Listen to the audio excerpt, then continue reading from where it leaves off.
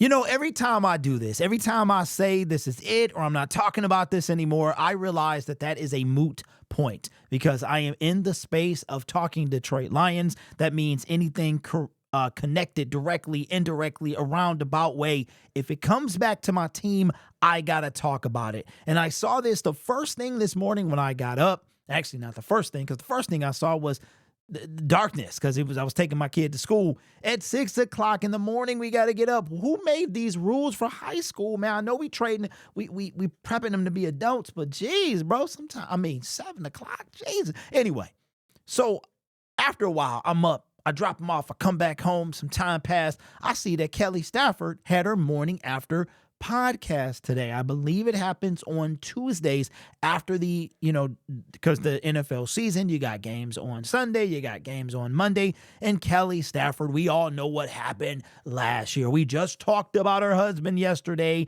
and the fact that when she came to Detroit, we booed her and her kids. She said we booed the children. Then she recanted that statement and said that we were booing her, which I don't even think we were doing that. But her husband, yes, he got it. All right. Now, let me be very clear. This is another man's wife. I am not going to talk derogatory about that because that is just not who I am. But I found it very intriguing that I feel like she speaks for Matthew. I think we've known that even the time that she was here.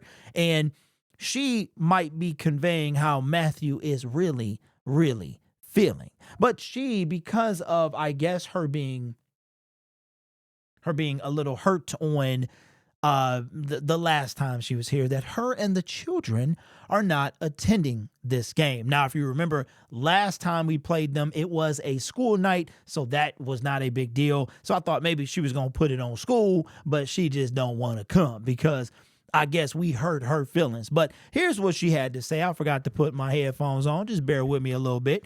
Here's what she had to say on the morning after. Now, listen, I listened to this whole thing, so you didn't have to.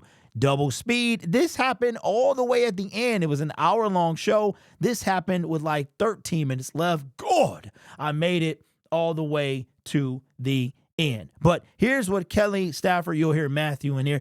She's going to ask Matthew about the matchup and all this. And listening to the whole show, it's funny seeing Matthew go from like regular person to, here we go. You're talking football. You're talking about my old team. And what I realized is that this ain't going nowhere.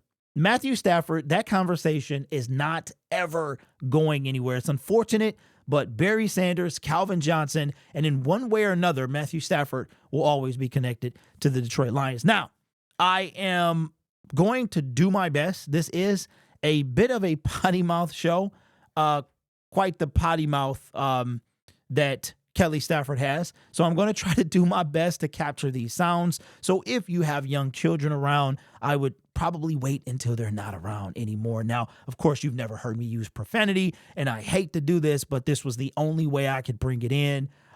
So I'm going to do my best to bleep out as much as I can. But here's what she had to say about not returning to Detroit. I did see something on SI, but it's funny because I didn't hear Hank at all. But this whole entire segment, I thought was her and Stafford. But at the same time, I did cut it off when she started talking about aliens. So that's when I had to go. But here's what she had to say.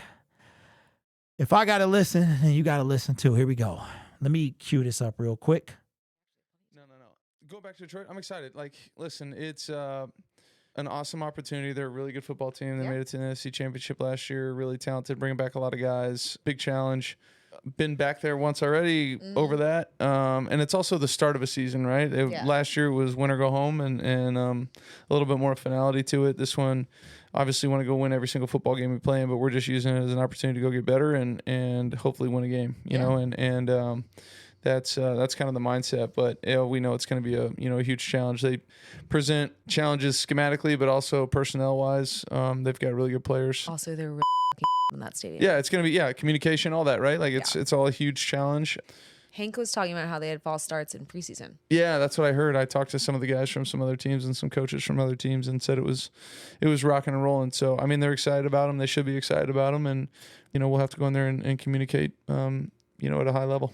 I mean, who do you think is in that NFL office when they're coming out of that schedule and they're going, ooh, let's do this again? Yeah, I mean, the NFL is, genius when it comes to that stuff, right? Like, what do you want to give people on the airwaves to talk about? Well, let's give them storylines going into week one. Into it. Yeah, right? Like, agree. okay, so what are they going to talk about in the middle of July when, Yeah.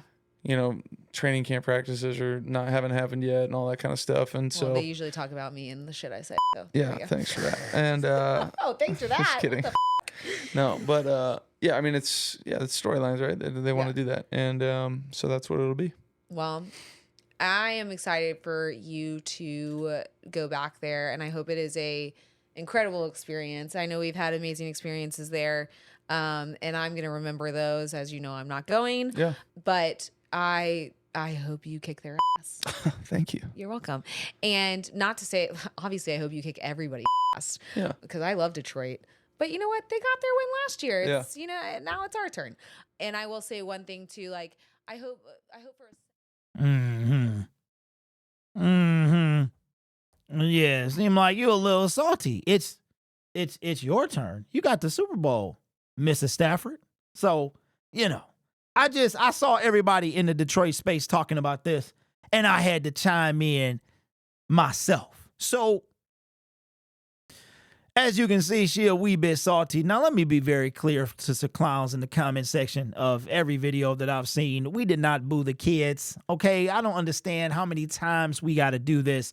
And no, we weren't classless. And yes, we will boo him and anybody else who plays for the opposition. It doesn't, that's what so, one thing I will say. I do appreciate the fact that Kelly is a regular person. You know what I'm saying? She a regular person. She says sometimes what the regular person would say. Matthew is very PC.